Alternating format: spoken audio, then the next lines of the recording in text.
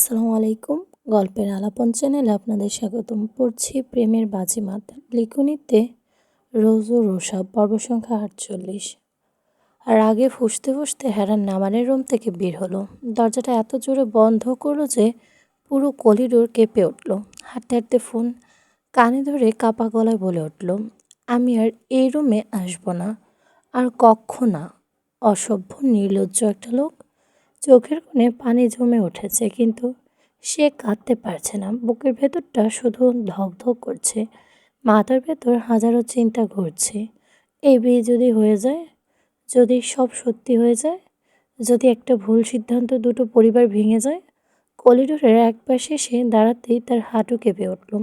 ঠিক তখনই সৃজন দূর থেকে হ্যারার এমন অবস্থা দেখে দ্রুত এগিয়ে আসে। সাধারণত হ্যারা খুবই স্ট্রং থাকে, কিন্তু আজ ওকে দেখে মনে হচ্ছে ভেতর থেকে পুরো ভেঙে পড়েছে। সৃজন নিচু গলায় জিজ্ঞেস করলো, কি হয়েছে? এমন কাঁপছো কেন বনু? হ্যারা হঠাৎই তার হাত পা চেপে ধরে অসহায় চোখে তাকালো। ভাইয়া প্লিজ কিছু করুন না। কিভাবে এই বিয়ে আটকাবো? আমি জানি না কি করব। আমি চাই না কেউ আলাদা হয়ে যাক। মিডিয়ার সামনে সব হবে, পুরো বাংলাদেশ দেখবে। এর মধ্যে যদি কিছু হয়ে যায়, সব শেষ হয়ে যাবে ভাইয়া। আর গলাটা কেঁপে উঠল। সৃজন হালকা হাসলো। হ্যারাকে হাতে ধরে একটা চেয়ারে বসিয়ে পাশে থাকা অধীর আর রুষা সবাই এখানে ছুটে এসেছে হ্যারাকে এমন অবস্থায় দেখে। সবাইকে নির্লিপ্তভাবে থাকতে দেখে হ্যারা বলে ওঠে, আপনারা কেউ সিরিয়াস হচ্ছেন না কেন? পাশে দাঁড়িয়ে থাকা জিনুক ধীরে ধীরে বলে উঠল, হ্যাঁ শান্ত হও। নাবান যা করবে ভেবেচিন্তে করবে। ও কখনো এমন কিছু করবে না যেটাতে সবাই ক্ষতিগ্রস্ত হবে। কিন্তু সৃজন এবার এগিয়ে এলো। আমরা নাবানকে বছরের পর বছর ধরে চিনি। ওর মাথা ঠান্ডা। ও কখনো আবেগী সিদ্ধান্ত নেয় না। তুমি শুধু খারাপ দিকটা ভাবছো। হ্যাঁ কাপা গলায় বলল, কিন্তু যদি নেয়। সৃজন এবার একটু শক্ত গলায় বলল, নাবানের উপর বিশ্বাস রাখো। ও যদি কিছু করে সেটা সবার ভালোর জন্য করবে। চারপাশটা কিছুক্ষণের জন্য চুপ হয়ে গেল। এরা মাথা নিচু করে দাঁড়িয়ে রইল, চোখে ভয়, মুখে দুশ্চিন্তা। এমন সময় হঠাৎ করে অধীর নাটকীয় ভঙ্গিতে সামনে এসে দাঁড়ালো। এক হাতে চুল চালিয়ে গম্ভীর মুখে বলল, এই যে আমার কিউটি পাই বনু ভাবি, এত টেনশন করলে কিন্তু বুড়ি হয়ে যাবা। সবাই একসাথে তার দিকে তাকালো। অধীর বুক ফুলিয়ে আবার বলল, লাইফে এত টেনশন নিতে নাই। আমার মতো চিল থাকতে হয়। প্রেম করবা, ঘুরবা, মেয়েদের সাথে ফ্লার্টিং করবা। কথা শেষ করার আগে চোখ গিয়ে আটকালো রুষার দিকে। রুষার দুহাত ভাঁজ করে তাকিয়ে আছে, ভয়ঙ্করভাবে তাকিয়ে আছে। ওদের গলা শুকিয়ে গেল। কি বললেন? রুষা ধীরে ধীরে এগিয়ে গেল। মেয়েদের সাথে ফ্লার্টিং করেন? ওদের সঙ্গে সঙ্গে কাশতে শুরু করলো। কে? আমি? না না, আমি ফ্লার্টিং বলিনি, আমি বলেছি প্লাটিং। প্লাটিং? হ্যাঁ মানে প্ল্যানিং। উফ, বাংলা উচ্চারণে একটু সমস্যা আছে তো। পাশ থেকে সৃজন মুখ চেপে হাসছে, যেন দেয়ালে মাথা ঠেকিয়ে হাসি আটকানোর চেষ্টা করছে। এমনকি টেনশনে ডুবে থাকা হ্যারার মুখেও হালকা হাসি ফুটে উঠল। রুষা ভ্রু তুলে বলল, ও আচ্ছা, তাহলে এতদিন যেগুলো করতেন সেগুলো প্ল্যানিং ছিল। ওদের বুকের উপর হাত রেখে নাটকীয় গলায় বলে উঠল, আমার চরিত্র নিয়ে এভাবে প্রশ্ন তুলছ? আমি তো নিষ্পাপ। খুবই নিষ্পাপ। রুষা ঠোঁট বাঁকিয়ে বলল, বিশেষ করে মেয়েদের সামনে গেলেই। এবার সবাই হেসে উঠল। ওদের বুঝতে পারলো পরিস্থিতি খারাপের দিকে যাচ্ছে, তাই দ্রুত পিছিয়ে যেতে বলে উঠল, এই যে আমার লাল গোলাপি খেপেছে। সবাই ভালো থাকো, আমি চললাম। কিন্তু যাওয়ার আগে রুষা তার কোটের কলার ধরে বলল, কোথায় যাবেন জনাব? ওদের অসহায় মুখে চারপাশে তাকালো, বাঁচাও। সৃজন সঙ্গে সঙ্গে বলে উঠল, না ভাই, আজকে তোকে কেউ বাঁচাবে না। হাসির রোল পড়ে গেল চারপাশে। টেনশনের ভারী হয়ে থাকা পরিবেশটাও যেন একটু হালকা হয়ে গেল। হ্যাঁ সবার দিকে তাকিয়ে বুঝলো সে একা না। এই মানুষগুলো শুধু বন্ধু না, ওর সাহস। আর নাবান হয়তো সত্যি ওর উপর বিশ্বাস রাখা উচিত। চারদিকে ঝলমলে আলো। বিশাল হলরুমের মানুষের গুঞ্জনে কাঁপছে। মিডিয়া, ক্যামেরার ফ্ল্যাশ একটার পর একটা ঝলসে উঠছে। সবার চোখে মুখে কৌতূহল। আজকের অনুষ্ঠান আসলে কি নিয়ে? স্টেজের মাঝখানে সাদা শার্ট এর উপর কালো কোট পরে দাঁড়িয়ে আছে নাবান, হাতে মাইক্রোফোন। মুখে অদ্ভুত শান্ত ভাব, অথচ চোখের গভীরতায় জমে আছে বহু বছরের না বলা জ্বর। সে ধীরে ধীরে মাইক্রোফোনটা ঠোঁটের কাছে তুলে ইংরেজিতে বলতে শুরু করলো, good evening ladies and gentleman, আপনারা সবাই আজকে এই সন্ধ্যার জন্য অনেক শুভেচ্ছা। আজকের অনুষ্ঠানটা কী নিয়ে সেটা হয়তো অনেকে আন্দাজ করতে পারছেন। আশা করি আপনারা শেষ পর্যন্ত আমাদের সাথে থাকবেন, কারণ আজকের সন্ধ্যাটা খুবই সাধারণ কোনো সন্ধ্যা নয়। শেষ কথাটা বলতেই হলরুমে অদ্ভুত নিস্তব্ধতা নেমে এলো। নামান চোখের ইশারায় কাউকে নির্দেশ করতে কয়েকজন লোক তাড়াহুড়ো করে উপরে ফ্লোরের দিকে চলে গেল। কিছুক্ষণ পর তারা ফিরে এলো অস্বস্তিকর মুখ নিয়ে। স্যার, ওনারা কেউ রুম থেকে বের হচ্ছে না। নামান চোয়াল শক্ত হয়ে গেল। এক মুহূর্ত দেরি না করে সে নিজের মায়ের রুমের দিকে হাঁটল। দরজা খুলতে দেখলো অ্যাডভোকেট এমএলএ কাজল খান দাঁড়িয়ে আছেন জানালার পাশে, মুখে শক্ত, আর জাওয়াত খান কিছু একটা বোঝানোর চেষ্টা করছেন তাকে। দুজনের মাঝখানে সেই পুরনো দূরত্ব, সেই ঠান্ডা যুদ্ধ। নামান একটাও কথা বলল না। সে এগিয়ে গিয়ে দুজনের হাত শক্ত করে ধরে টেনে বের করে আনলো। নাবান, হাত ছাড়ো। কাজল খান দাঁতের দাঁত চেপে বললেন, কিন্তু নাবান থামল না। পুরো হলরুমের সামনে এনে দাঁড় করিয়ে দিল দুজনকে। চারদিকে মুহূর্তেই ফিসফিস শুরু হয়ে গেল। কাজল খান চারপাশে তাকিয়ে বুঝলেন প্রেস মিডিয়া সব লাইভ করছে, অসংখ্য ক্যামেরা তাক করা তাদের দিকে। চাইলেও এখন কোনো সিক্রেট করা যাবে না। তিনি শুধু আগুন ঝরা চোখে ছেলের দিকেই তাকিয়ে রইলেন। এই ছেলেটা আজ পাগল হয়ে গেছে। তিনি নিচু গলায় বিড়বিড় করলেন। ঠিক তখনই হেরা দৌড়ে এসে নাবানের পাশে দাঁড়ালো, কিন্তু নাবানের চোখের দিকে তাকাতেই থমকে গেল সে। ওই চোখগুলো আজ অন্য কিছু আছে, অদ্ভুত ঠান্ডা একটা সিদ্ধান্ত। নাবান মাইক্রোফোনটা তুলে নিল আবার, তারপর শান্ত স্বরে বলে উঠল, প্লিজ, সরি টু সে, আজ আমার বাবা মার ডিভোর্স হবে, সাথে আমার পিপিমণি ও ছোট বাবার। পুরো হল যেন একসাথেই জমে গেল। কারো নিঃশ্বাস নেওয়ার শব্দ পর্যন্ত শোনা যাচ্ছে না। হ্যাঁ, হতভম্ব হয়ে তাকিয়ে রইল। জিহান তালুকদার রাগে কাঁপতে শুরু করলেন। নাবান থামল না। হ্যাঁ, আজ ডিভোর্স হবে, আর আজই তাদের নতুন করে বিয়ে দেওয়া হবে। এক মুহূর্তের মধ্যে চারদিকে বিশৃঙ্খলা ছড়িয়ে পড়ল। হোয়াট? নামান কি পাগল হয়ে গেছে? এটা কোনো নাটক নাকি? ঠিক তখনই চারজন মানুষের ভেতরে ঢুকলো। দুজন পুরুষ, দুজন মহিলা। তাদের পোশাক আশাক, উপস্থিতি সব কিছু একটা আভিজাত ভাব। নামান নিজে এগিয়ে গিয়ে একজন মহিলার হাত ধরে এনে জিহান তালুকদারের পাশে দাঁড় করালো, আর একজন মহিলাকে দাঁড় করালো জাওয়াত খানের সামনে। দুজন পুরুষকে নিয়ে গেল বাবার পিপি মনের পাশে। চারদিক যেন বিস্ফোরণ ঘটে গেল। কাজল খান এবার আর নিজেকে সামলাতে পারলেন না। নাবান, তিনি গর্জে উঠলেন। কিন্তু নাবান নির্বিকার। মাইক্রোফোন হাতে নিয়ে ধীরে ধীরে বলল, ইতিহাসে এই প্রথম হয়তো যেখানে বাবা মার ডিভোর্স হয়ে এত বড় অনুষ্ঠান হচ্ছে। কেউ হাসলো না, কারণ ছেলেটার চোখে মজা ছিল না, ছিল বহু বছরে জমে থাকা অভিমান। বিমানেই একসাথে থাকা না। নামান বলতে লাগলো, দুজন মানুষের বছরের পর বছর একই ছাদের নিচে থেকেও দূরে থাকতে পারে। আমরা ছোটবেলা থেকে দেখেছি রাগ, অভিমান, দূরত্ব। কেউ কাউকে বুঝতে চায়নি, আর সেই দূরত্বের শাস্তি পেয়েছি আমি। তার গলা ধীরে ধীরে ভারী হয়ে উঠল। আমি কি দোষ করেছিলাম? কেন বাবা মার ভালোবাসা থেকে বঞ্চিত হব? যদি তারা একে অপরকে মেনে নিতে না পারে, তাহলে নতুন করে জীবন শুরু করুক। হলরুম নিস্তব্ধ। প্রত্যেকটা কথা যেন মানুষের বুকের ভেতর গিয়ে লাগছে। তারা হয়তো বয়সে বড় হয়েছে। নামান আবার বলল, কিন্তু তাদেরও তো একটা জীবন আছে, চাহিদা আছে, সুখে থাকার অধিকার আছে। হঠাৎ ঠাস, পুরো হলরুম কেঁপে উঠল। হেরা সবার সামনে নাবানের গালে সজোরে থাপ্পড় মেরেছে। ক্যামেরার ফ্ল্যাশব্যাক একসাথেই জ্বলে উঠল। নাবান মুখ ঘুরিয়ে নিলেও চোখ কোনো প্রতিক্রিয়া নেই। হেরা কাঁপছিল রাগে। আপনি মানুষ নাকি? তার চোখে ভিজে উঠেছে। নিজের বাবা মাকে এভাবে অপমান করছেন? ভালোবাসার মানে বোঝেন আপনি?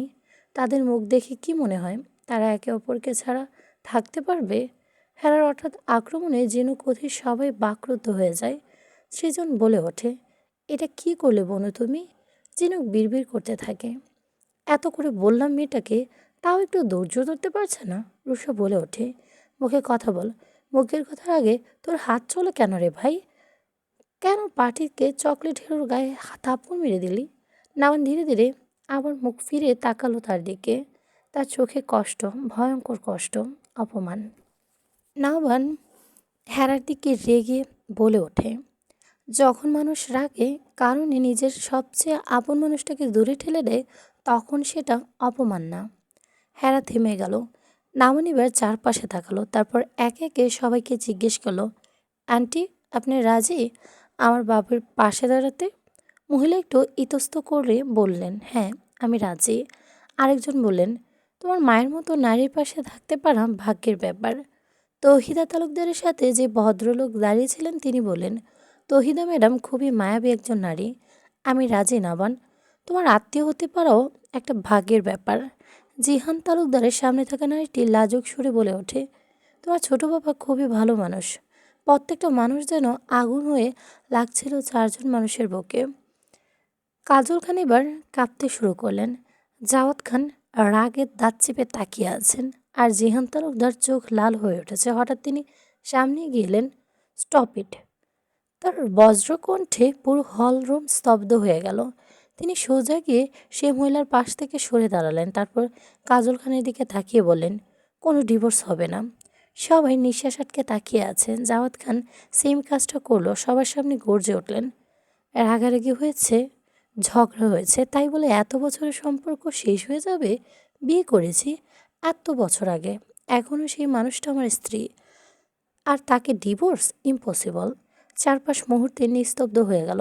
অ্যাডভোকেট এমএলএ কাজল খান বিস্মিত চোখে তাকিয়ে রইলেন। এত বছরের রাগ, অভিমান, দূরত্ব, সব কিছুর মাঝেও জাওয়াত খানের চোখে আজ শুধু একটা জিনিসই স্পষ্ট, ভালোবাসা।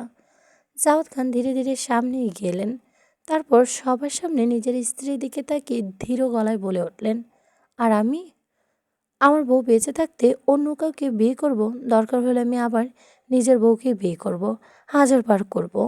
চারদিকে চাপা শ্বাসের শব্দ উঠল। নাবান স্থির হয়ে দাঁড়িয়ে আছে, যেন এই মুহূর্তটা বিশ্বাস করতেই পারছে না। জাওয়াত খান এবার শক্ত করে কাজল খানের হাত ধরে নরম গলায় বললেন, মানুষের রাগের মাথায় দূরে সরে যায়, কিন্তু দূরে গেলেই কি ভালো থাকা যায়? যার সাথে জীবনে জোড়া লেগেছে, যার নামে কবুল পড়েছি, তার জায়গা কেউ নিতে পারবে না। রাগ থাকবে, ঝগড়া হবে, কথা বন্ধ হবে, কিন্তু তাই বলে সম্পর্ক শেষ হয়ে যাবে? এত সহজ নাকি ভালোবাসা? কাজল খানের চোখ ভিজে উঠল, ঠোঁট কাঁপছে তার। এতদিনের শক্ত কঠিন মানুষটা যেন আজ ভেঙে পড়েছে। তুমি এখনও এতটা ভালোবাসো আমাকে? কাপা গলায় বললেন তিনি। জাওয়াত খান হালকা এসে চোখ মুছে দিলেন স্ত্রীর। ভালোবাসি বলি এখনও ছাড়িনি। চারপাশে উপস্থিত মানুষজন নিঃশব্দে তাকিয়ে আছে। এদিকে জিহান তালুকদার ধীরে ধীরে তৌহিদের সামনে গিয়ে দাঁড়ালেন। চোখে ক্লান্তি আছে, কিন্তু সেই ক্লান্তির ভেতরেও এক অদ্ভুত মায়া। ছোট্ট একটা অবিশ্বাসের জন্য আমরা বহু বছর কষ্ট পেয়েছি, কিন্তু এই মধ্যবয়সে এসে এই নারীর হাত ছেড়ে দেব, এতটা কাপুরুষ আমি না। তহিদার চোখ ছলছল করে উঠল। জিহান তালুকদার আরও কাছে গিয়ে বললেন, মান অভিমান হয়েছে, দূরে থেকেছি, দরকার দরকার হলে আরও দূরে থাকবো, কিন্তু তাই বলে সম্পর্কটা ভেঙে দিব না। কারণ কিছু সম্পর্ক রাগে অভিমানে শেষ হয় না, ভালোবাসা টিকে থাকে। তারপর বহু বছর পর প্রথমবার সামনাসামনি তৌহিদার হাত নিজের হাতে নিলেন তিনি। এই হাতটা ধরেছিলাম সারা জীবন পাশে থাকার জন্য, মাঝপথে ছেড়ে দেওয়ার জন্য না। তৌহিদা এবার চোখে পানি আটকাতে পারলেন না, আর ঠিক তখনই জাওয়াত খান সবার সামনে এগিয়ে গিয়ে তার নিজের বন্ধু জেহান তালুকদারের সামনে হাত ধরে ফেললেন। এই হচ্ছে বিশ্বাস।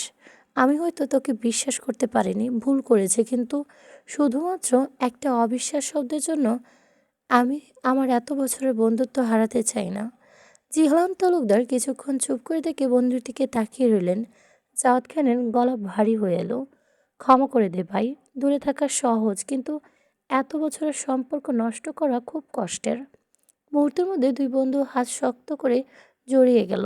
চারপাশে উপস্থিত সবার চোখ ভিজে উঠল। নাবার নিচু স্বরে ফিসফিস করে বলে উঠল, আমি পেরেছি আল্লাহ, আমি সবার মান অভিমান ভাঙাতে পেরেছি। জাওয়াত খান হালকা হেসে বলেন, আজ থেকে পুরনো সব হিসাব শেষ। রাগ মুছে ফেলবো, অভিমান মুছে ফেলবো, কিন্তু নিজের মানুষগুলোকে কখনো মুছে ফেলবো না জীবন থেকে। জিহান তালুকদার কান্না মিশ্রিত হাসি দিয়ে মাথা নেড়ে বললেন, বউদের ছাড়া জীবন চলে না ভাই। যত ঝগড়াই হোক, দিনের শেষে শান্তিটা তো ওদের কাছেই। ওদের সবার সামনে চোখ মুছতে মুছতে বলে উঠল, তাহলে আবার বিয়ে হবে নাকি? সাথে সাথে জাওয়াত খান হেসে উঠে বললেন, হবে, তবে নতুন কাউকে না। এবার নিজেদের বউকে বিয়ে করব। এতক্ষণ ওদের নাকের পানি চোখের পানি এক হয়ে গেছে। এমন করুণ দৃশ্য দেখে মজাও পেয়েছে বাবা মাকে মিলতে দেখে। তার তো এখন লুঙ্গি ডান্স দিতে ইচ্ছে করছে, কিন্তু সে তো লুঙ্গি পরতে জানে না। মনে শত আশা ইচ্ছে আকাঙ্ক্ষা মুহূর্তে বাতিল হলো। আর নাবান, সে ধীরে ধীরে চোখ নামিয়ে ফেলল। তার ঠোঁটের কোণে কষ্টের একটা হাসি ফুটে উঠল। হয়তো সে আজ সবাইকে একটা জিনিস বুঝতে দিতে চেয়েছিল। বিড়বিড় করে বলল, রাগ অভিমান মানুষকে দূরে সরিয়ে দেয়, কিন্তু সত্যিকারের ভালোবাসা হাজার দূরত্বর পরেও অন্য কাউকে জায়গা দিতে পারে না। চারপাশে আবেগময় পরিবেশটা তখন পুরোপুরি শান্ত হয়নি। হলের ভিতর যেন এক অদ্ভুত নিস্তব্ধতা। কেউ চোখ মুছছে, কেউ গভীর নিঃশ্বাস ফেলছে। বহু বছরের জমে থাকা অভিমান, কষ্ট আর ভুল বোঝাবুঝিগুলো যেন একসাথে গলে পানির মতো ঝরে পড়ছে আজ। সবার মাঝখানে দাঁড়িয়ে নাবান আবার মাইক্রোফোনটা হাতে তুলে নিল। তার মুখে আগের মতো সেই গম্ভীর মাপ, চোখে মুখে স্থিরতা। আপনাদের কাজ আপাতত শেষ। লাইট ক্যামেরা সব নিয়ে চলে যান। আর বাইরে যারা অপেক্ষা করছেন তাদের ভেতরে পাঠিয়ে দেন। কথাটা পুরো হল জুড়ে আবার ফিসফাস শুরু হয়ে গেল। এরা হতভম্ব হয়ে চারপাশে তাকালো, মানে এরা আসল মিডিয়ার লোকই না।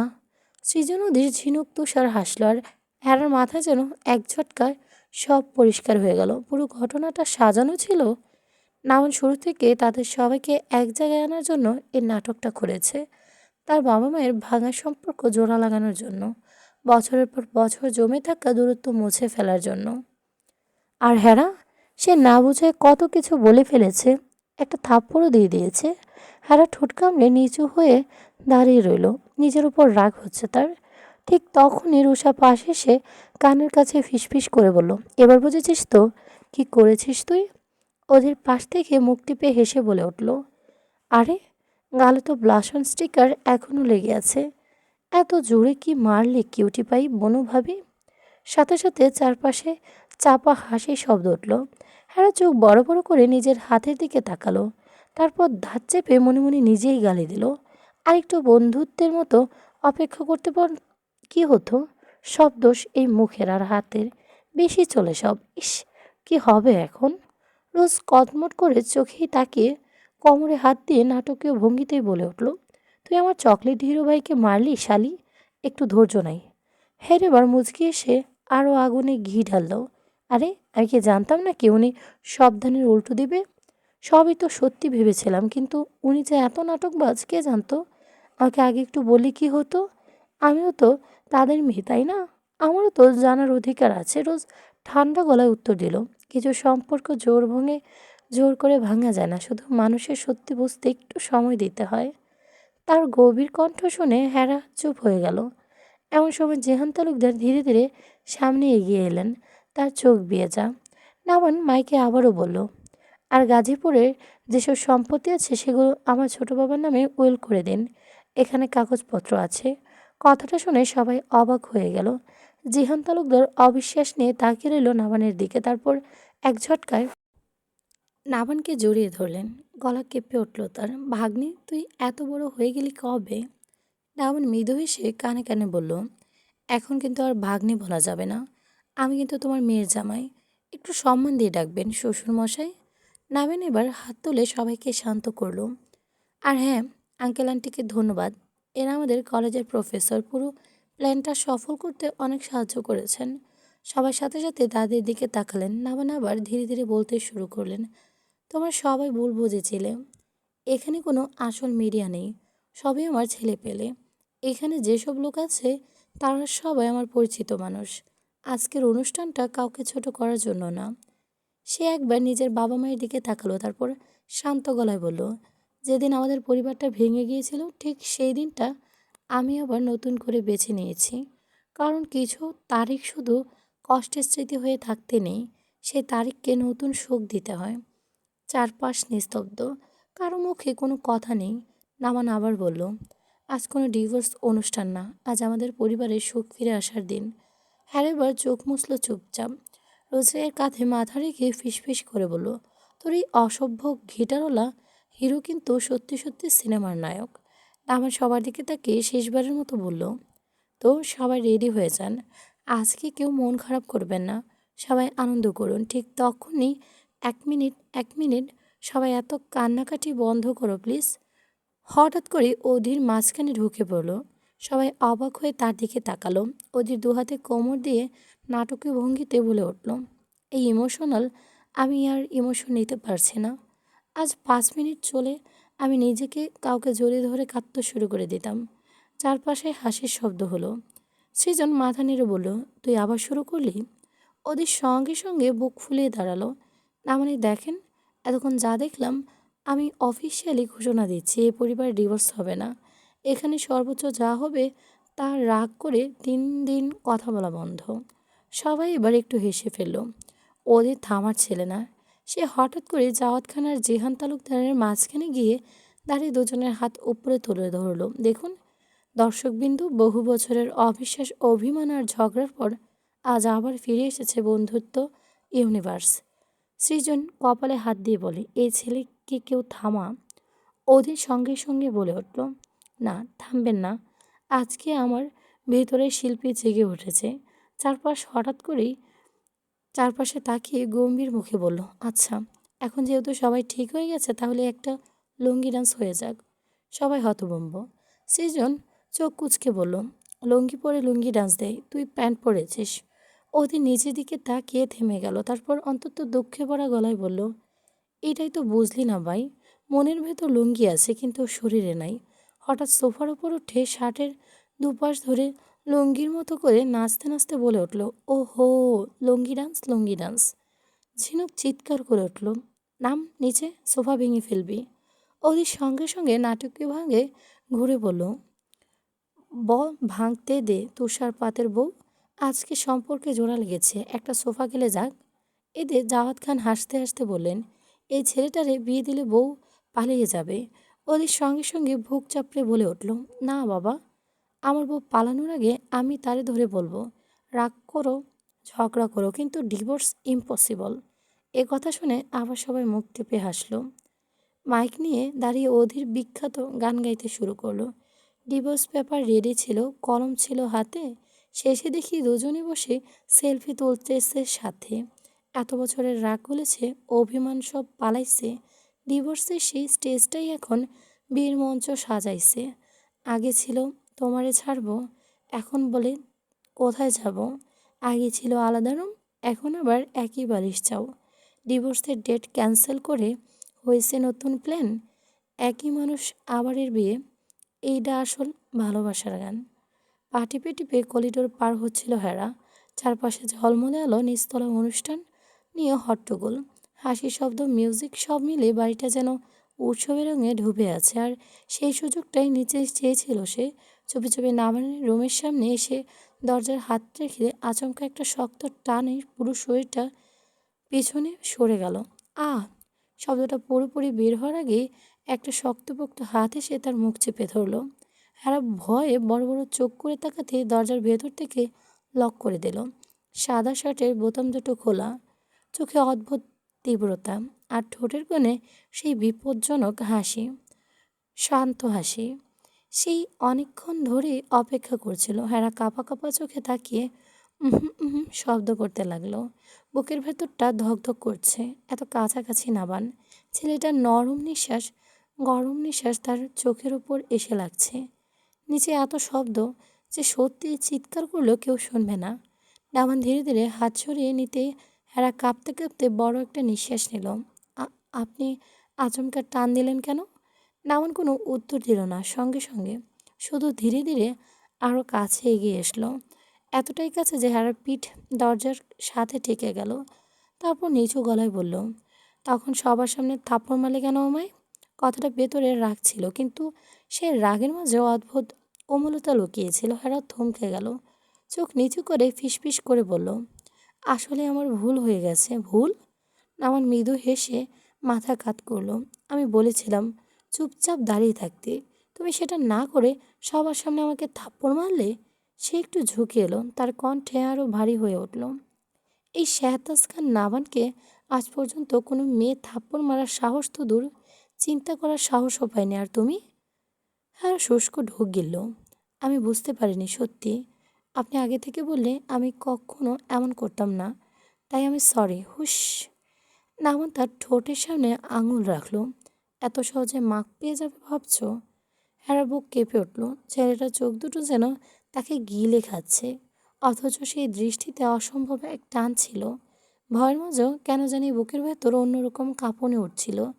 নামান হঠাৎ তার দুহাত নিজে আটকে ধরে কোমরটা কাছে টেনে নিল। আমায় মারার ফল তো তোমাকে ভোগ করতেই হবে মিসাইল গার্ল। হেরা হকচকিয়ে গেল। আমি তো সরি বলতেই এসেছি ভাইয়া। আরেকটা ভুল। জি, কি ভুল? জামাইকে ভাইয়া বলেছ। হেরা নাবানের হাত থেকে ছুটতে চাইলো কিন্তু পারল না। নামান ধীরে ধীরে তার গালের কাছে মুখ এনে নিয়ে এলো, এত কাছে যে হেরা চোখ বন্ধ করে ফেললো অজান্তেই। একটা না, দুইটা না, দুইটা অপরাধ করেছো তুমি। তার গরম নিঃশ্বাস হেরার গায়ে ছুঁয়ে দিচ্ছিল। পুরো শরীর শিরশির করে উঠল তার। আমার কান, গাল লাল করেছ। নাওয়ান আলতো করে হেরার থুতনি ধরে উপরের দিকে তাক করালো। এখন আমি তোমার গাল লাল করব। হেরা কাপা গলায় বলল, কি, কিভাবে? নাওয়ান ঠোঁটে স্থির দুষ্ট হাসি ফুটে উঠল। হেরা ভাবছে তাকে বোধহয় থাপ্পড় মারবে অসভ্য গিটারওয়ালা। এখন এখানে আসাটাই ভুল মনে হচ্ছে। অপরাধ করেছে তার জন্য ক্ষমা চাইতে এসেছে, কিন্তু না, এ লোক তো ক্ষমা চাওয়ার যোগ্যতাই রাখে না। তাকে এখন থাপ্পড় দিয়ে গাল লাল করে দেবে। সে তো তার ভুলটা বুঝতে পেরেছে, তার জন্যই তো এসেছে। ভয়ে আর গলা শুকিয়ে যায়। নামানের মারামারি সম্পর্কে তার ধারণা আছে। সে যাকে মারে 1 সপ্তাহ থাকতে হয় হসপিটালে। যদি তাকে একটা থাপ্পড় মারে তাহলে মিনিমাম 1 মাস থাকতে হবে হসপিটালের বেডে। কেঁপে ওঠে হেরা। নামান মৃদু হেসে বলে ইউনিকভাবে। পরের মুহূর্ত হেরা অনুভব করলো নামান তার গালে মুখ ডুবিয়ে দিয়েছে।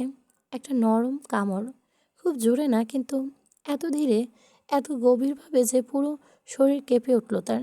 নামানের ইচ্ছে করছে অনেকটা গালটা নিজের ঠোঁটের মাঝে আটকে রাখল, যেন শাস্তির চেয়েও বেশি আদর দিচ্ছে।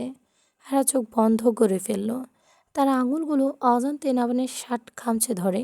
কি হলো তাৎক্ষণিক কিছু বুঝতে পারল না। একটা যুবক ছেলে স্পর্শ একটা যুবতী নারী ছটফটিয়ে উঠবে, এটাই স্বাভাবিক। তাও যদি হয় হালাল সম্পর্ক। হেরা বারবার কেঁপে উঠছে নাবানের এমন স্পর্শে। ধাক্কা দিয়েও সরাতে পারল না নাবানকে। নাবান গভীরভাবে আরও স্পর্শ করতে হেরা ছটফটিয়ে ওঠে। নাবানের হাত থেকে নিজেকে ছাড়াতে অক্ষম হয়। অসভ্য গিটারওয়ালা না ছাড়লে সে কোনোভাবে ছাড়া পাবে না, এ হেরা ভালোভাবেই বুঝতে পারে। গাল ছেড়ে নামান যখন মুখ তুলে তখন হেরার নিঃশ্বাস এলোমেলো। তার গালটা সত্যি টকটকে লাল হয়ে গেছে। নামান সেটা দেখে মুগ্ধ চোখে তাকিয়ে রইল। তারপর খুব আস্তে হেরার কপাল ঠেকিয়ে ফিসফিসিয়ে বলল, এভাবে ভয় পেলে তোমাকে আরও বেশি কাছে টানতে ইচ্ছে করে মিসাইল গাল। হেরার বুক কেঁপে উঠল। নামান এবার তাকে আরও কাছে টেনে নিল, এতটাই কাছে যে দুজনের হৃদস্পন্দন যেন এক হয়ে গেল। নিচে তখনও অনুষ্ঠান চলছে। হাসির শব্দ, মানুষের কোলাহল, মিউজিক। নামানের ভারী নিঃশ্বাস। নামান ধীরে ধীরে নিজের হাত হেরার কোমরে রাখলো, শক্ত করে না, কিন্তু এমনভাবে যেন সে চাইছে আর 1 ইঞ্চিও দূরে যেতে পারবে না। পরের মুহূর্তে নামানের আঙুলগুলো তার থুতনি ছুঁয়ে ধীরে ধীরে মুখটার উপর তুলল।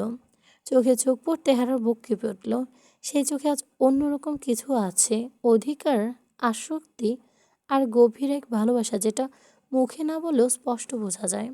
জানো মিসাইল গার্ল, নামান ফিসফিসিয়ে বলল, তুমি যখন আমায় মারলে আগের চেয়েও বেশি ভালো লেগেছে। ভালো? হুম। সে হেরার আরও কাছে এলো, কারণ ওই মুহূর্তে মনে হচ্ছিল তুমি শুধু আমার উপরে এত অধিকার দেখাতে পারো। হেরা নিঃশ্বাস টিপে উঠল। নাবান শেষে সে কামড় দেওয়া গালেই ঠোঁট নামিয়ে ফিসফিস করলো, এই গালটা আমার। হেরা চোখ বন্ধ করে ফেলল। নাবান এবার আর নিজেকে আটকাতে পারল না। আলতো করে তার গালে দাঁত বসালো আবার, এবার খুব আস্তে, কিন্তু আগের চেয়ে অনেক বেশি সময় ধরে। হেরা অনিয়ন্ত্রভাবে নাবানের শার্ট আঁকড়ে ধরল। অসভ্য গিটারওয়ালা। তার কাপা ডাক শুনে নামানের বুকের ভেতর যেন আরও নরম হয়ে গেল। সে ধীরে ধীরে মুখ তুলে হেরা দিকে তাকালো। গালটা পুরো লাল হয়ে গেছে। নাবান মুগ্ধ হয়ে হেসে ফেলল, পারফেক্ট। তারপর হঠাৎ করে হেরাকে কোলে তুলে নিল। হেরা চমকে উঠে দুহাতে নাবানের গলা জড়িয়ে ধরল। কি করছেন? শাস্তি এখনো শেষ হয়নি। নামান তাকে নিয়ে ধীরে ধীরে বিছানার দিকে এগিয়ে গেল, কিন্তু সেই দুষ্টু হাসির মাঝেও তার স্পর্শে ছিল অদ্ভুত যত্ন, যেন খুব মূল্যবান কিছু আগলে রেখেছে। বিছানায় বসিয়ে দিয়ে সে হাঁটু গেড়ে হেরার সামনে বসে পড়ল। তারপর হেরার হাতটা নিজের ঠোঁটের কাছে নিয়ে খুব আস্তে চুমু খেল। আজ থেকে এ হাত শুধু আমার উপরই অধিকার দেখাবে, সে গভীর গলায় বলল। হেরা ভয় লজ্জা সংকোচ চোখ নিমিষেই ফেলেছে, কিন্তু বলতে পারে না। এই লোকটার সামনে আসলে যতই নিজেকে শান্ত রাখার চেষ্টা করুক না কেন, এই অসভ্য গিটারওয়ালা স্পর্শে সব কিছু ভেঙে চুরমার হয়ে যায়। কি হয় সে নিজেও জানে না। নিজের উপর নিজেই তখন যেন নিয়ন্ত্রণ হারিয়ে ফেলে। আর নাবান ধীরে ধীরে তাকে নিজের বুকে চেপে ধরে চোখ বন্ধ করলো।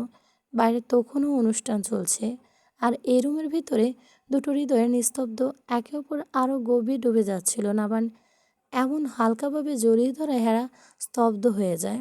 তারপর তার সাথে কি হচ্ছে সে যেন কিছুই বুঝতে পারছে না। হেরা স্তব্ধ হয়ে শুধু নাবানের কাজকর্ম দেখেই যাচ্ছে। কথা বলার ভাষা হারিয়ে ফেলেছে, মনে হচ্ছে কেউ তাকে বশ করে নিয়েছে।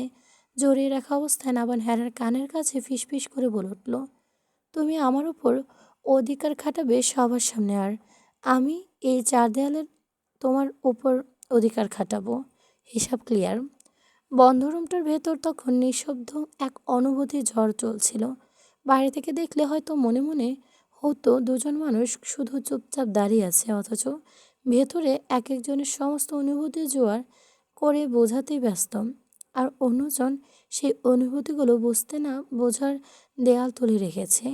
নাবান বারবার নিজেকে নিজের কাছে টেনে নিচ্ছিল তাকে, এমনভাবে যেন দূরে সরে যাওয়ার কোনো অধিকার নেই হারার। তার চোখে স্পষ্ট ছিল চাপা ভালোবাসা, অস্থিরতার হারিয়ে ফেলার ভয়। নাবান প্রকাশ করতে না পারলেও স্পর্শে বুঝিয়ে দিতে চাইছিল, তোকে ছাড়া আমি অসম্পূর্ণ। আর হেরা সে প্রতিটা অনুভূতি বুঝতে পারছিল। তার বুকের ভেতর একই রকম ঝড় উঠছিল, একই রকম দুর্বলতা কাজ করছিল, তবুও সে সহজে হার মানতে চাইছিল না। ইচ্ছে করে চোখ সরিয়ে নিচ্ছিল, নিজেকে শক্ত দেখানোর চেষ্টা করছিল, কারণ ভালোবাসার কাছে হেরে গেলে অভিমানগুলো আর বেঁচে থাকে না। কিন্তু নাবান থামার মতো ছিল না, সে আরও কাছে টেনে নিচ্ছিল তাকে। সে নিজের হৃদস্পন্দন শুনিয়ে বোঝাতে চায় কিছু অনুভূতি মুখে বলতে হয় না, কাছের মানুষ ঠিকই বোঝা যায়। আর সেই নীরবতার মুহূর্তগুলো হেরার সব না বোঝার অভিমান ধীরে ধীরে ভেঙে যাচ্ছিল, কারণ যতই দূরে থাকার চেষ্টা করুক, হেরা পুরো মনটাই অজান্তে সেই মানুষটার দিকে ঝুঁকে পড়ছিল। নামান রুম থেকে বেরিয়ে আসার পর থেকে হেরার অবস্থা যেন অদ্ভুত হয়ে আছে। চোখে মুখে একরাশ অন্যমনস্কতা, ঠোঁট কামড়ে কী যেন ভাবছে, আর একের পর এক ফ্রিজের ঠান্ডা পানি খেয়ে যাচ্ছে। 1 গ্লাস, 2 গ্লাস, 3 গ্লাস, এতক্ষণে পেট ফুলে একদম ঢোল হয়ে গেছে, তবুও থামার নাম নেই। সামনে বসে থাকা রোজা প্রথমে অবাক হয়ে তাকিয়েছিল, পরে দুজনের চোখে ধীরে ধীরে চিকন হয়ে এলো। সন্দেহ ভরা দৃষ্টি গিয়ে আটকালো হেরার মুখে। রোজ সামনে থাকা আইসবক্স সরিয়ে নিয়ে বিরক্ত গলায় বলল, কি ব্যাপার হেরা পাখি, এত ঠান্ডা পানি খাচ্ছিস কেন? এমনিতেই তোর ঠান্ডা অ্যালার্জি, একটু পরে হাঁচি দিতে দিতে মাথায় তুলবি। হেরা কোনো উত্তর দিল না, সে যেন এখানেই নেই। মনটা এখনও আটকে আছে কিছুক্ষণ আগে সেই মুহূর্তে নাবানের কাছে, তার চোখে, হেরার আচরণে। রুষা এবার আর চুপ থাকতে পারল না, কোমরে হাত রেখে ধমকে সুরে বলল, কি হচ্ছেটা কি তোর? ভুলে গেছিস তোর বরফে অ্যালার্জি? একটু পর পর শ্বাসকষ্ট শুরু হলে কিন্তু তখন কাঁদবি। তবু কোনো প্রতিক্রিয়া নেই। হেরা শুধু গ্লাসটা ঠোঁটে উঠে বসে রইল, মনে মনে সে এখনও নাবানকে গাল দিচ্ছে। উফ, এ লোকটা আসলে মানুষ না, শয়তান। বাইরে থেকে এমন ভাব করে যেন ভাজা মাছটা উল্টো খেতে জানে না, অথচ আড়ালে একেবারে ভাজা মাছের লেজও ভর্তা করে খেতে জানে। লুচ্চার হাড্ডি। এমনভাবে কাঁচা টানছিল যেন যেন এটুকু ভাবতে নিজের কান গরম হয়ে উঠল হেরার। ধুর, আমি আবার এসব কি ভাবছি? রোজা দুজনে আরেকবার তাকালো হেরার দিকে, তারপর বিরক্ত হয়ে উঠে দাঁড়ালো। রোজ ফিসফিস করে বলল, এই মেয়ে আজকে মনে হয় ধ্যানে বসেছে। রোসা হেসে উত্তর দিল, ধ্যান না, অন্য কিছু হয়েছে তো, চোখ দেখলে বোঝা যাচ্ছে। দুজন চলে গেল, অথচ হেরা এখনও একই জায়গায় বসে, হাতে ঠান্ডা পানির গ্লাস। চোখে অন্যমনস্কতা। আজকে অনুষ্ঠানটা যেন সবাইকে অবাক করে দিয়েছে। কেউ কল্পনাও করতে পারেনি নাবান সবার সামনে রোজকে নিজের বোন বলে পরিচয় করিয়ে দেবে। মুহূর্তের পর থেকে রোজের চোখে অনবরত পানি পড়ছে। রোজ একটা কথাও বলছিল না তখন। ভাইয়ের মর্যাদা মরার আগ অবধি যাতে রক্ষা করতে পারি আমি। অ্যাডভোকেট এমএলএ কাজল খান পর্যন্ত চুপচাপ ছেলের দিকে তাকিয়েছিলেন। তার চোখে মুখে স্পষ্ট গর্ব। ছেলেটা মন এত বড়, এতটা আগলে রাখতে জানে সবাইকে। সবাই শুধু নাবানের দিকেই তাকিয়েছিল।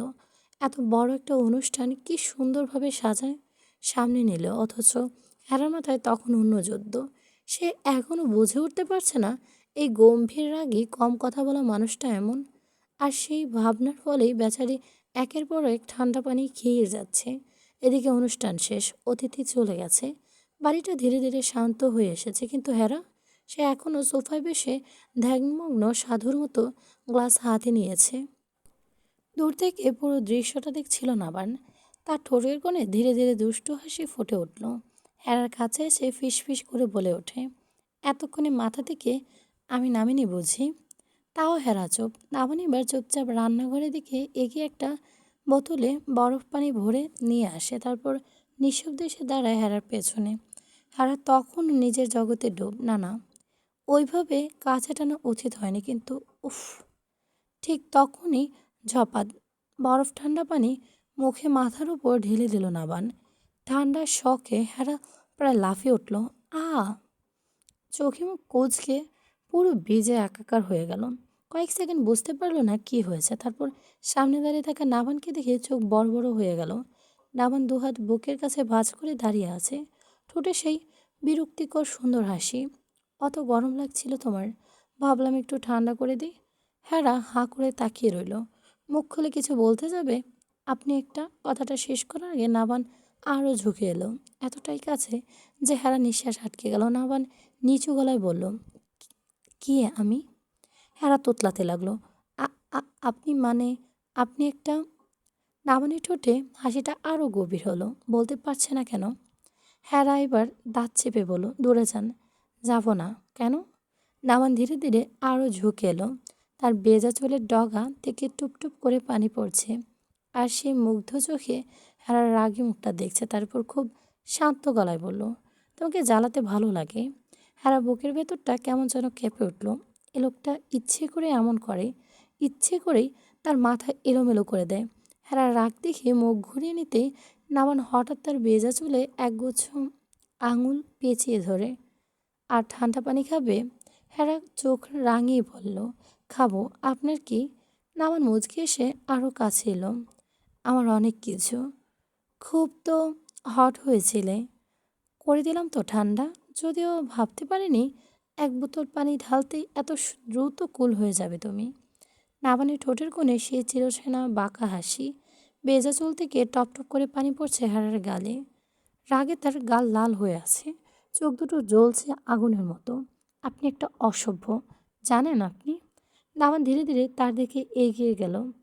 আর অসভ্য আমি না, তোমার এফেক্টটা অসভ্য। My touch make you hot, remember. Hara বিরক্তিতে দাঁত চেপে তাকালো। আপনার নিজেকে কি মনে হয়? Dangerous handsome. ধুর। নামান হালকা এসে মাথা কাত করলো। সিরিয়াসলি ট্রুথ, এত রাগলে তোমাকে এক্সট্রা হট লাগে। আমি সিরিয়াস হয়ে যাই। এই একেবারে যুদ্ধ করা মিসাইল গালের মতো। হ্যাঁ এবার সত্যিই কিছু বলতে যাচ্ছিল, কিন্তু তখনই পাশ থেকে কাশি শব্দ ভেসে উঠল। তৌহিদা জেহান ভ্রু তুলে দুজনের দিকে তাকিয়ে আছেন। কী রে মা, পানি কেন? এই অবস্থা হলো কিভাবে তোর? হ্যাঁ এক মুহূর্তে চুপ। নামান একদম নির্বিকার মুখ হাত পকেটে ঢুকিয়ে দাঁড়ালো। নাথিং পিপিমণি, তোমার মেয়ে একটু ওভার রিয়্যাক্ট করছিল, তাই আমি মাথায় দিয়ে সো আই হেল্পড। হ্যাঁ অবিশ্বাসে তাকালো। তৌহিদা জিয়ান সন্দেহ ভরা চোখে দুজনের দিকে তাকিয়ে আবার বলল, মাথা মুছে নিস, ঠান্ডা লাগবে কিন্তু। ওকে পিপিমণি। নামন ভদ্র ছেলের মতো মাথা না কাত করলো। তারপর হেরার দিকে তাকিয়ে নিচু স্বরে ফিসফিস করলো, everyone cares about you, I just care a little more, that's why I cold you down, miss Sehgal. Hara চোখ বড় বড় করে তাকালো। একদম নাটক করবেন না। উফ missile girl, I don't do drama, I do I do actors action, I do action. অসভ্য কোত্তাকার। নামন মুচকি হেসে দেয়। It's you keep talking to me. রাগে লজ্জায় বিরক্তিতে হারার এক মুহূর্ত দাঁড়ালো না। গটগট করে হেঁটে নিজের রুমে চলে গেল। পেছনে দাঁড়িয়ে নামান হালকা এসে মাথা নাড়ালো। Hot missile girl. নামানের গম্ভীর পার্সোনালিটিটা সবার সামনে বরফের মতো ঠান্ডা, কিন্তু তাকে ভয় পায়, রেসপেক্ট করে, কথাবার্তা কম, চোখে সবসময় একরকম অ্যাটিটিউড, কিন্তু হেরার সামনে এলেই যেন ছেলেটা বদলে যায়, নির্লজ্জের মতো কথা বলে। আগে তো করেনি, মনে মনে ভাববে। নামান এমন করার কারণটা হচ্ছে এখন সমস্ত চাপ মাথা থেকে মুক্ত হয়েছে, একটু রিল্যাক্স, সবাইকে এক করে দিতে পেরে এখন ঠিকঠাক মতো নিজের আয়ত্তে হেরাকে নিতে পারলে তার জীবনে সব পাওয়া হবে। কিন্তু একটা কারণে হেরাকে আগে বুঝতে পারেনি নাবান। হেরাকে জবরদস্তি করে নয়, মোহমায়ায় ফেলে নিজে করে নেবে নাবান, এটাই তার বিশ্বাস। আর এর জন্য হেরার এত কাছে খুব করে আসে। এখন তো একই বাসায় থাকবে, তারা প্রতিদিন জ্বালাতে পারবে। এতে দুজন দুজনকে আরও গভীরভাবে চিনবে, জানবে। এমনকি যে হেরার প্রতি স্পট সফট কর্নার আছে বুঝতে পারে নাবান। এখন নিজের মুখে স্বীকার করলেই হলো, বিয়ে মানলেই হলো। কাজল বেলা আজকে আনন্দে ভরে গেছে। রোজ আর রোষা এ বাড়িতে তাদের সাথে থাকবে, কাটখাট গলায় বলে দিয়েছেন জাওয়াত খান আর নাবান। অধীর তো খুশিতে প্রায় পাগল, বারবার গুনগুন করে গান গাইছে। কি আনন্দ আকাশে বাতাসে। সৃজন সোফায় বসে হেসে বলে, ভাই একটু থামবি? তোর হাসি দেখে মনে হচ্ছে লটারি জিতেছিস। অধীর মুখে হাত বুলিয়ে নাটকীয় ভঙ্গিতে বলল, এর থেকে বড় কিছু পেয়েছি। আমার লাল গোলাপি এখন থেকে আমার কাছে থাকবে। রুষা লজ্জায় কুসুম ছুঁড়ে মারে তার দিকে। সৃজন দাঁতে দাঁত চেপে বলে, ওই গোলাপি হবে? গোলাপি তো আমার, তুই বললি তুই। শালা, বোন হয় তোর এখন। আরে এই অধীর কিছু মিস করে না। বোন হয় সেটা মানি, তবে ভাবিও হয় কিন্তু। তাই দেবর হয়ে ভাবির সাথে একটু আর একটু যায় আর কি। শালা দাঁড়া। আরে দুলাভাই আমার খেপেছে রে। ওরে বলে যে উঠতে যাবে তখনই আবার ধাক্কা খায়। সে দেখে ডামান পকেটে হাত দিয়ে দাঁড়িয়ে আছে। এই রে, দেখি বড় দুলাভাই। নামান ভ্রুকুচকে তাকিয়ে সৃজনের কুশনটা ঢিল দিয়ে ওদেরকে সবাই হেসে ওঠে। এই ছোট ছোট মুহূর্তগুলো আসলে শান্তি। সবাই কাছাকাছি আছে, এটাই যেন সবচেয়ে বড় পাওনা। আর দূরে সিঁড়ির পাশে দাঁড়িয়ে অ্যাডভোকেট কাজল খান নিজ স্বামীর বুকে মাথা দিয়ে চুপচাপ দেখছিল। দামান উপরে উঠতে উঠতে হেরার রুমে বন্ধ দরজার দিকে তাকিয়ে থাকে। চোখে সেই গম্ভীর ভাবটাই আছে, কিন্তু ঠোঁটের কোণে লুকিয়ে থাকা হাসিটা বলে দিচ্ছে হেরাকে জ্বালাতে পেরে সে খুব খুশি।